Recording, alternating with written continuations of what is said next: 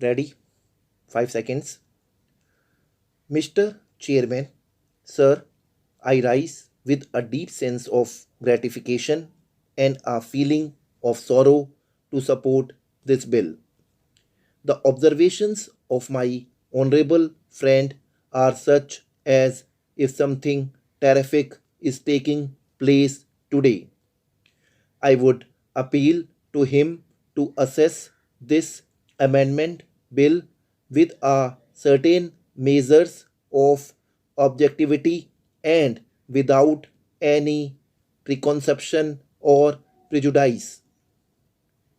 As I said in the first reading of the bill, I do not find anything shattering in the bill as some people are attempting to make it out.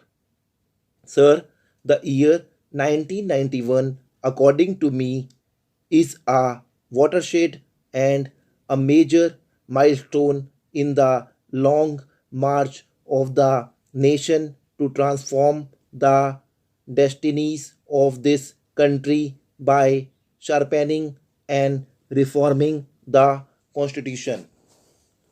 35 years ago, we enacted the first constitution amendment. First, look at the provisions of that amendment. With one stroke, we put restraint on the freedom of speech and we provided for the state monopoly over the private enterprise. Article 31st A dealt a blow on the zamindari system. The most sweeping of all was the introduction of the ninth schedule concept, whereby any law which is put in the ninth schedule would just sweep out the entire fundamental rights.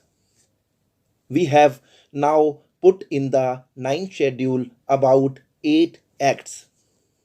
We introduced certain amendments even with respect to the House of the People. I am saying that even in the first year when the Constituent Assembly was sitting as Parliament, it introduced amendments abridging the fundamental rights, sweeping away the fundamental rights, and the inclusion of laws in the ninth schedule was the most revolutionary thing. Therefore, in the course of the 25 years which ended with the beginning of this parliament, a large number of amendments have been taken place. The Constitution Fourth Amendment Act practically ruled out the property rights. The Constitution Act introduced new provisions with respect to taxation and altered the first and second list. The Constitution Act brought about territorial adjustment in the country and the territorial pattern of the country was changed. The Constitution 15th Amendment Act dealt with the judges and assumed power to decide questions relating to their age. That power was assumed by Parliament and then it was referred to the President. By the Constitution 17th Amendment Act, Article 31A was amended and put in the ninth schedule with these amendments to the Indian Constitution. Subsequently, during the course of the last 5.5 years, we have amended the Constitution 20 times. The princely privileges were abolished and banks were nationalized. Therefore, in the course of the last 35 years, 42nd Amendment Bill was brought in Many amendments were brought in one after the other before the Constitution, touching every sphere of the Constitution that was framed in 1949. If I may be permitted to say so, the Constitution that we gave to ourselves in the year 1949 was far different from the Constitution that we are now having. Major changes have been brought about. Nothing new, nothing shattering is taking place today because of the 42nd Amendment. In spite of that, there was never a national debate. For the first time, we had a national debate preceding the 42nd Amendment Act, a very long national debate, the details of which have already been explained in this house. Why did we have a national debate? Because we have now hung a curtain on a particular period and we are starting on a new period. The new amendments which we are bringing about have got certain significant changes. In the first place, the preamble comes out with a note that this nation stands committed to socialism and secularism.